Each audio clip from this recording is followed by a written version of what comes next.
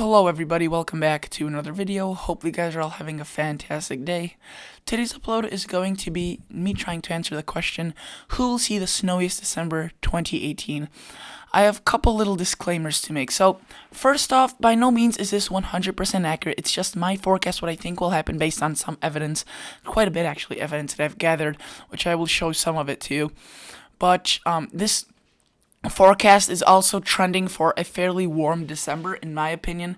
It looks like December will be fairly warm and not many locations will be very snowy. It does look like, though, January and February will be very cold, and I could make a video on that soon in the upcoming days. But let's just jump right into this. If you like my channel, if you like to support it, if you're new to this channel, just consider checking it out, consider roaming around my videos, and consider subscribing. Helps out my channel grow, helps you get my notifications.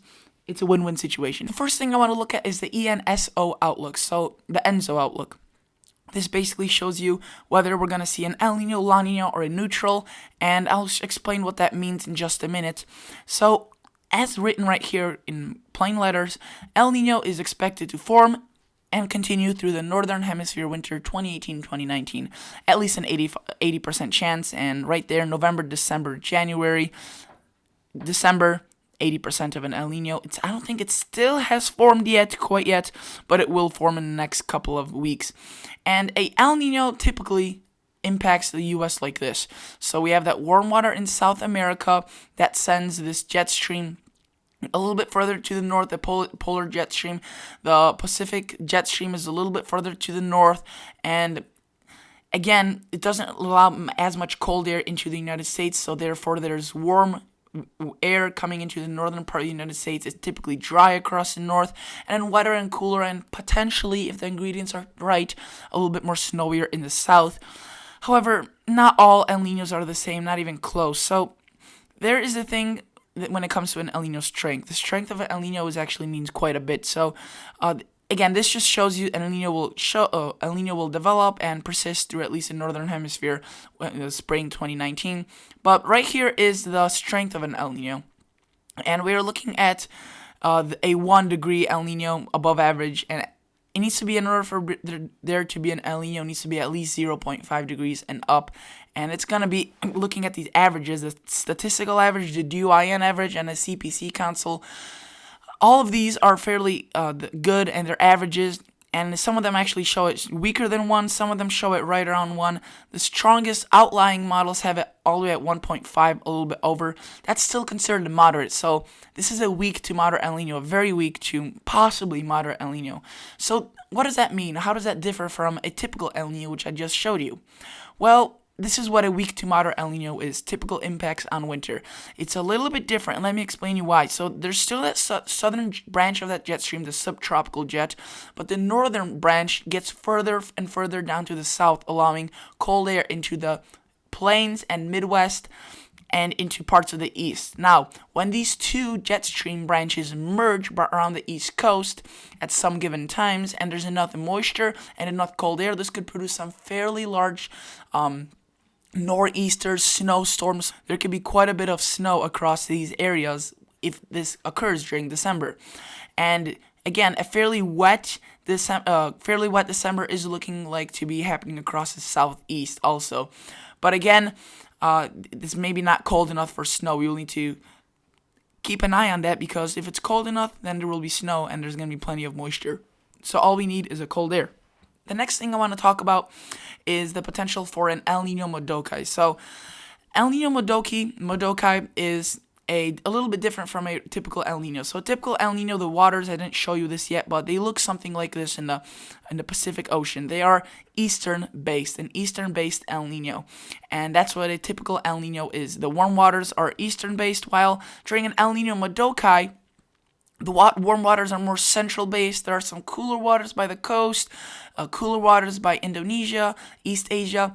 There's not much, Southeast Asia, sorry. There's not much at all of a defined warm pattern in the ocean. It's kind of all over the place. And looking at current sea surface temperatures, which I'll show you right now, we are looking kind of stuff in between. We're seeing some cooler waters right here by South America, but a little bit farther to the south than we wanted to. And it's warm all throughout the ocean. We are seeing a little bit warmer waters right by South America, but that is so marginal, so slight, that that's still not qualified as an El Nino. That's why they mentioned an El Nino is still expected to form. It hasn't yet formed. Neither has an El Nino Madokai. They're expecting that one of these will form, and if an El Nino Madokai forms, then this is what happens. Wetter than normal across the southeast, and wetter than normal across the Midwest and Northeast. And like I mentioned, the southeast will be looking fairly wet, whether or not the El Nino Madokai forms. And the west is looking drier than normal, which I'm not going to agree for December. Even if the El Nino Madokai does form and it impacts the winter, I think it'll maybe drier and warmer later on in the year for the west. But as of now, December looks actually fairly snowy for the west, especially the higher elevations. Not much cold air, but quite a bit of snow due to the fact that there will just be storms pounding and pounding and pounding the doorsteps of the west, and will be protruding many, many, many inches of snow and rain into the west. So I'm not really sure about this drier than normal. We move on into my anomalies. So this is what the anomalies are. They basically are a bunch of compiled years of a specific, they have a specific thing in common, and you compile them and compare them to this upcoming year. So these years that I have right here are weak to moderate El Ninos, which we are expected to get, if not an El Nino Madokai. And an El Nino Madokai is fairly similar impacts to a weak to moderate El Nino. As I showed, I think, a couple of videos ago in my fall outlook, we are looking at this. These are Decembers of these many years, which we are forecasting a snowy December, or who will see the snowiest December 2018. And overall, nothing too impressive. A little bit warmer across the northern part of the country, but not cold at all, really, or or below average, I should say. It's still going to be cold, but not below average.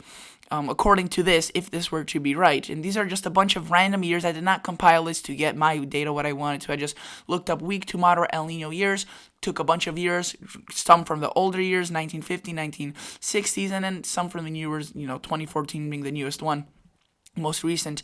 And we are seeing that the coldest temperatures, if at all, the most below average conditions will be across the southeast and the east. And see, this is the thing. December 2014, it was a December 2014-2015, many meteorologists this year are using it as a strong analog year, meaning they're saying that 2014-2015 year is a very similar year to this year. There are several things pointing at a warm December, and this is one of these things. You can see that this is December 2014. It was a very, very warm December. And the later months, even though November through February of that year was extremely cold, December was warmer across much of the country. So just because we're going to be seeing a warm December this year, which things are looking like as of now they will be, does not mean that we will have a cold rest of the winter compiled out to a warm winter. The West may be a little bit warmer, and I think this year they will be a little bit warmer. But in terms of the cold weather, this is what 2015 looked like. And if we were just to show you the January to February, not even the November, it was even colder. So that's why this year I do think January and February may be fairly cold and chilly, but December just may be warm. And these are a bunch of years that are January to February without December, just that second part of a winter, that are weak to moderate El Ninos. And earlier, remember how I showed you that Decembers for a weak to moderate El Ninos look fairly warm across the northern sections? Well, these are I think I actually use the same exact years, if not a little bit switched. But they're 1 year afterwards, because this is, January to February. So December is the old year, and January and February is a new year of that same winter. And we're looking at very chilly conditions, or not very, but below average conditions across the country versus a warm December. So this year I do think that December will be warmer than average, whereas the rest of the winter I think will be fairly chilly. Now, this is my final forecast. This is a little bit of a mess, but again, it's not the quality of the map, it's the quality of the forecast. I do think that the southeast and mid-Atlantic region, this could actually shift a little bit further to the north, this pink, will be the snowiest area, and that's because of that El Nino, those weak to moderate El Nino showing that pattern in December being the coolest along these areas and being the warmest along these areas. Above average in the Northeast, and I do think that's because, remember, I showed you that weak to moderate El Nino, that could be impacting us with some, fairly large amount of storms. And with that northern branch dipping out here, we could get some colder air, so it produces some nice snowstorms. Here, I think it'll be slightly above average or around average. Maybe a couple of storms will be passing through here. Average for these northern parts of the country, maybe a little bit below average. The next 8 to 14 day outlook actually shows them almost completely bone dry, so that's a little bit concerning since the next 8 to 14 days is quite a bit of December. And above average for the west, and even though they will be warmer than average, I usually, my forecasts usually tend to favor either the west snowy or the east snowy, because that's how just the weather pattern works here in the United States. But in terms of this year, I think the west will be above average and the east. Because the storms will just be pounding the coast, and these storms can disappear and then reappear across the east coast as re-strengthened storms producing quite a bit of snow. And the only area which I'm fairly confident will be below average is the northwest, but that could still change. So this could all still change, guys. So hopefully you enjoyed. Hopefully you learned something new. Take it easy out there, guys, and I'll catch you all guys in the next episode. See ya. Bye.